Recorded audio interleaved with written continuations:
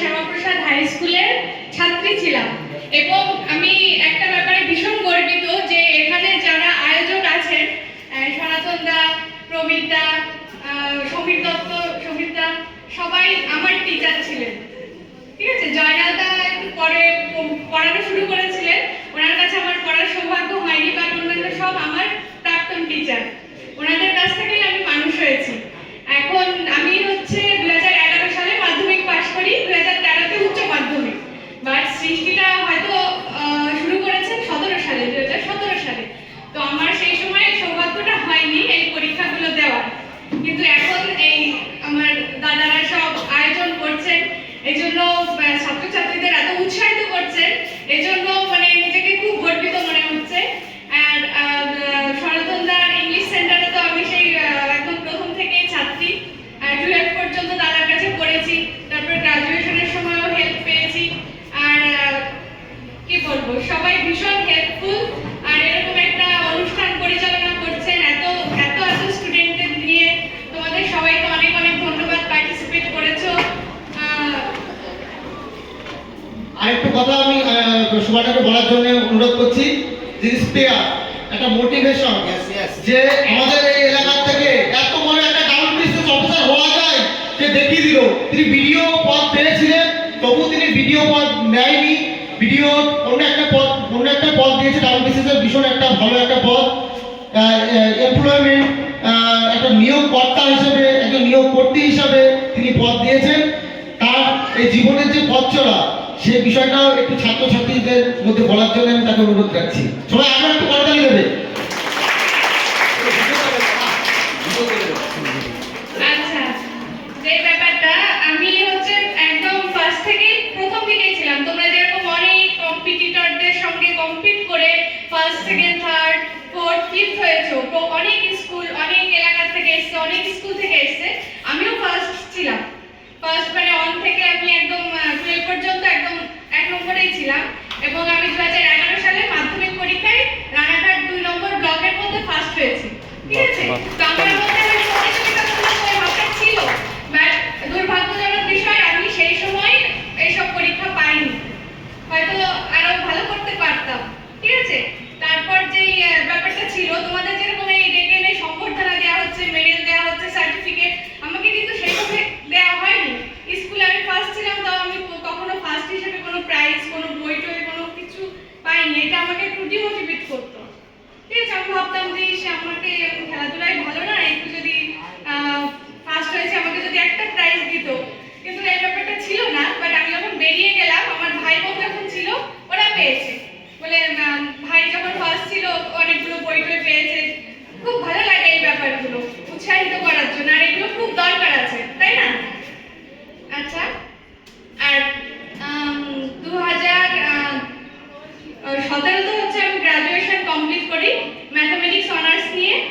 আর হচ্ছে 2019-এ আমি প্রথমে ডব্লিউবিসিএস চাকরি কিন্তু পাইনি, আমি প্রথম রেলের ডি গ্রুপে চাকরি করতাম। ঠিক আছে, অ্যাকচুয়ালি সেই মুহূর্তে পরীক্ষায় হতো না ঠিকঠাক, একটা পরীক্ষা হওয়ার পরে 3, 4, 5 বছর লেগে যেত নিয়োগ হতে। তো তখন আমাদের ফ্যামিলি কন্ডিশনের একটা ব্যাপার ছিল, আমার ভাই বোন ছোট ছিল, যে আমি একটা চাকরি যদি করি ছোটখাটো, অন্তত ফিনান্সিয়ালি আমার বাবাকে সাপোর্ট করতে পারবো। সেজন্য আমি সেই মুহূর্তে রেলের ডি গ্রুপে আমি জয়েন করলাম। আর সেটাও বেশ কঠিন কাজ ছিল, কেননা আমি ছোট থেকে দৌড়াদৌড়ি পারতাম না, খেলাধুলায় ভালো পারতাম না। বাট রেলের ডি গ্রুপে একটা কি বলে এসেনশিয়াল কন্ডিশন হচ্ছে দৌড়ে পাস করতে হবে, মাঠ পাস করতে হবে। তখন মানে প্রচুর পরিশ্রম করতাম। তখন আমাদের এই মাঠে আছেন এসকে জেঠু, উনি আমাকে কোচ করেছিলেন আর কি, ওনার কাছে আমি দৌড় প্র্যাকটিস করেছিলাম এবং প্রথমবারে পাস করে আমি কৃষ্ণনগর এসের আন্ডারে জয়েন করি আর কি, বাহাদুরপুর স্টপেজে। আর আমার যে কাজটা ছিল মানে ভীষণ হার্ড ওয়ার্ক, ডি গ্রুপের কাজ আর কি। তো তারপরেও আমার আশা ছিল যে আমি ডব্লিউবিসিএস এ গ্রুপের অফিসার হব, সবসময় ওইটা মনের মধ্যে রাখতাম। ওইখানে সারাদিন পরিশ্রমের পর বাড়ি এসে মানে চোখ বন্ধ হয়ে যেত, তারপরেও পড়াশোনা করতাম। যেদিন ছুটি পেতাম, একটা রবিবার ছুটি পেতাম, সেদিন শনিবার আমি রাত্রে ঘুমাতামই না, যেমন পড়াশোনা করতে হবে, পরের দিন তো আমি একটু ছুটি পাবো, একটু বেলা করে উঠলেও আমার হবে, এরকম পড়াশোনা করেছি। আর আরেকটা ব্যাপার আমার সুবিধা আর কি, মানে সাপে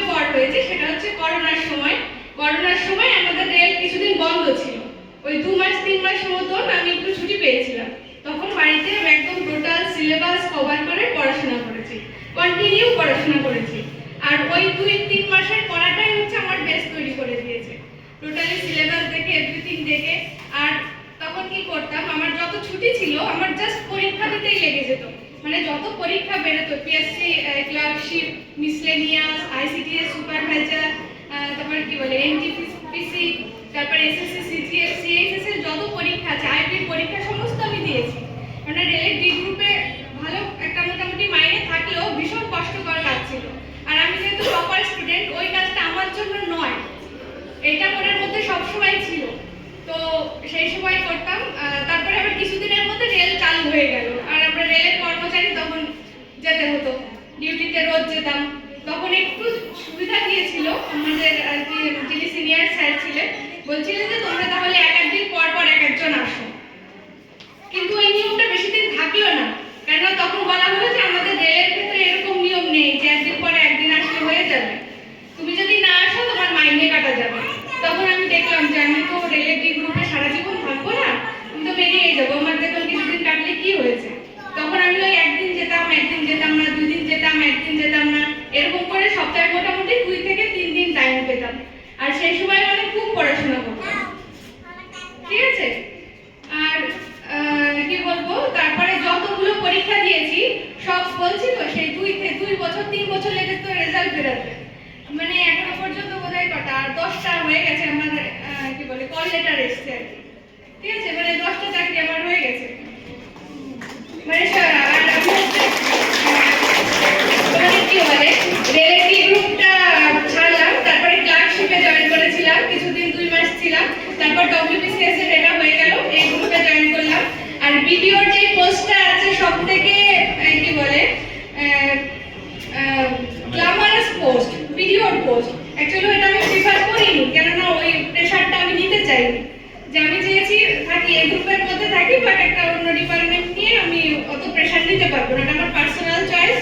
আমি বর্তমানে আছি ওয়েস্ট বেঙ্গল এমপ্লয়মেন্ট সার্ভিসে, যেটা লেবার ডিপার্টমেন্টের আন্ডারে, যেটা আগে তোমরা শুনবে এমপ্লয়মেন্ট এক্সচেঞ্জ ব্যাংকে সেই নাম লেখাতে যাওয়ার কথা ছিল। যারা প্রাক্তন টিচার আছে, প্রাক্তন কর্মী আছে, তারা এমপ্লয়মেন্ট এক্সচেঞ্জের মাধ্যমে চাকরি পেত, ঠিক আছে, ওই ডিপার্টমেন্টের অফিসার। এরকম ওয়েস্ট বেঙ্গলে মোটামুটি 90 থেকে 95 জন অফিসার আছে, আর সমস্ত এসডিও লেভেলে এক্সচেঞ্জ অফিস আছে। আর এটার কাজ অ্যাকচুয়ালি স্টুডেন্ট তোমাদের নিয়েই কাজ, কিন্তু বর্তমানে আমাদের কাজের মানে টপিক সবকিছু চেঞ্জ হয়েছে, কেননা আগে চাকরি হতো এক্সচেঞ্জের মাধ্যমে, এখন সেই চাকরিটা কম্পিটিটিভ এক্সামের মাধ্যমে হয়, সেহেতু আমাদের হাত থেকে ওই কাজটা চলে গেছে। বাট যেটা বলে বেকার ভাতা, যুবশ্রীর ব্যাপারটা আমাদের হাতে আছে, বাট গভর্নমেন্ট যেরকম পলিসি করে আমাদের সেটা করতে হয়। বাট এখন একটা ব্যাপার আছে, যারা আর কি একটু ফিনান্সিয়ালি যারা একটু লো আছে, তাদের জন্য ফ্রি কোচিং এর ব্যবস্থা আছে। আমার যেরকম বর্তমানে পোস্টিং আছে কল্যাণী এমপ্লয়মেন্ট এক্সচেঞ্জ, ওখানে স্টুডেন্টরা আসে, আমরা স্টাফরা, অফিসাররা 2 জন আছি, আর স্টাফরা 5-6 জন আছে, তাদেরকে ওরা রিকোয়েস্ট করেছে যে আমাদের একটু ক্লাস নিন, আমরা চাকরির পরীক্ষা দেবো, আমাদের তো একটু সম্ভব হচ্ছে না কোচিংয়ে ভর্তি হওয়া, আমরা নিজেরা সময় বের করে ওদেরকে ক্লাস নিচ্ছি। এরকম রানাঘাট এমপ্লয়মেন্ট এক্সচেঞ্জ আছে, কৃষ্ণনগর এমপ্লয়মেন্ট এক্সচেঞ্জ আছে, ওখানে অফিসাররা সবাই ডব্লিউবিসিএস এ গ্রুপের অফিসার, ঠিক আছে। তোমাদের যদি কারো কোনো এ গ্রুপের গেজেটেড অফিসারের সাইন লাগে, তোমরা ওখানে যেতে পারো, কেননা অনেক সময় ভিডিও দিতে চান, ভিডিও জয়েন্ট ভিডিও এসডিও বলো, ঠিক আছে। যদি সেরকম না লেখা থাকে যে ভিডিও বা এসডিও সই লাগবে, তোমরা এক্সচেঞ্জ অফিসে যেতে পারো, ওখানকার অফিসারগুলো সব হচ্ছে ডাউন টু আর্থ, কোনো রকম ইয়ে নেই, ঠিক আছে। তোমাদের সাথে ভালোভাবে কথা বলবে, তারপরে ক্যারিয়ার সম্পর্কে যদি তোমরা কোনো পেতে চাও আর কি, গাইডেন্স পেতে চাও, ওটা ভালোভাবে বলে দেবে, ঠিক আছে। এই হচ্ছে আমাদের বর্তমান কাজ। আর কি বলবো, তোমাদের সবাইকে অনেক অনেক ধন্যবাদ। আর এই 60 ট্যালেন্ট সার্চ এক্সাম যারা আয়োজন করেছে, তাদের আমার সমস্ত দাদাদের অনেক অনেক ধন্যবাদ। আর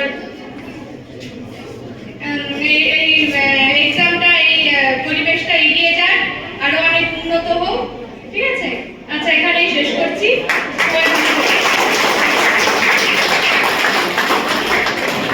অনেক অনেক ধন্যবাদ জ্ঞাপন করি। তার জীবনের পথ চলা